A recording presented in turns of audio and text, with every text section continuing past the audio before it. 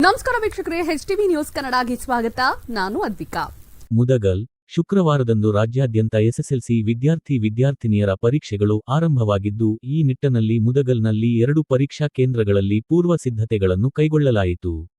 ಮುದಗಲ್ನ sacred heart church ಶಾಲೆಯಲ್ಲಿ ಒಟ್ಟು 15 ಕೊಠಡಿಗಳಲ್ಲಿ ಆಸನಗಳ ವ್ಯವಸ್ಥೆ ಕಲ್ಪಿಸಲಾಗಿದ್ದು, 175 ಗಂಡು, 164 ಹೆಣ್ಣು ಒಟ್ಟು 339 ವಿದ್ಯಾರ್ಥಿಗಳು ಪರೀಕ್ಷೆಗೆ ಹಾಜರಾಗುತ್ತಾರೆ ಎಂದು ಕೇಂದ್ರದ ಮೇಲ್ವಿಚಾರಕ ಮಲ್ಲಿಕಾರ್ಜುನ ಗೌಡರ್ ಪತ್ರಿಕೆಗೆ ಪ್ರತಿಕ್ರಿಯಿಸಿದರು. ಹಾಗೆಯೇ ಕೇಂದ್ರದ ಮೇಲುಸ್ತುವಾರಿಗಾಗಿ 1 ಕಸ್ಟಡಿಯನ್ ಹಾಗೂ 20 ಕೊಠಡಿ ಮೇಲ್ವಿಚಾರಗಳನ್ನು ಪರೀಕ್ಷೆ ಕಾರ್ಯಕ್ಕೆ ಅಣಿಗೊಳಿಸಲಾಗಿದೆ ಎಂದರು.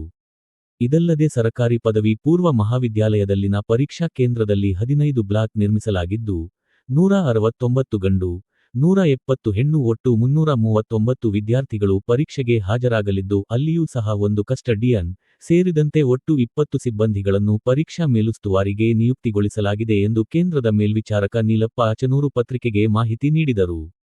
2 ಕೇಂದ್ರಗಳಲ್ಲಿ ಮಕ್ಕಳಿಗೆ ಮೂಲ ಸೌಕರ್ಯಗಳನ್ನು ಕಲ್ಪಿಸಲಾಗಿದ್ದು, ಸಂಪೂರ್ಣ ಸಿಸಿಟಿವಿ ಹಾಗೂ ವೆಬ್ಕಾಸ್ಟಿಂಗ್ ಕಾವಲಿನಲ್ಲಿ ವಿದ್ಯಾರ್ಥಿಗಳು ಪರೀಕ್ಷೆಗೆ ಹಾಜರಾಗುವ ಸಿದ್ಧತೆಗಳನ್ನು 2 ಪರೀಕ್ಷಾ ಕೇಂದ್ರಗಳಲ್ಲಿ ಕೈಗೊಳ್ಳಲಾಗಿದೆ. ಪರೀಕ್ಷಾ ಕೇಂದ್ರದ ಸುತ್ತಲೂ ಸದ್ದು ಗದ್ದಲವಾಗದಂತೆ ಮುದಗಲ್ ಪೊಲೀಸ್ ಠಾಣೆ ವತಿಯಿಂದ ಸೂಕ್ತ ಬಂದೋಬಸ್ತ ಒದಗಿಸಲಾಗಿದೆ.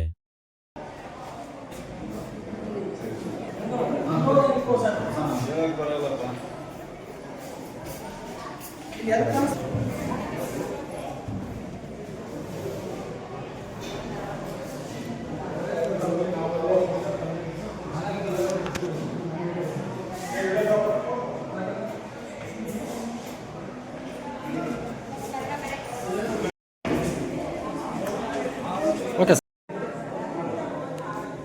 ಸರ್,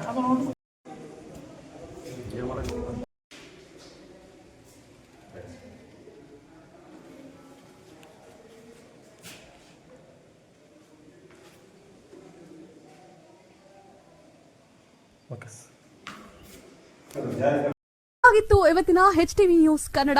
ರಾಯಚೂರು ಜಿಲ್ಲೆ ಲಿಂಗಸೂಗೂರು ತಾಲೂಕು.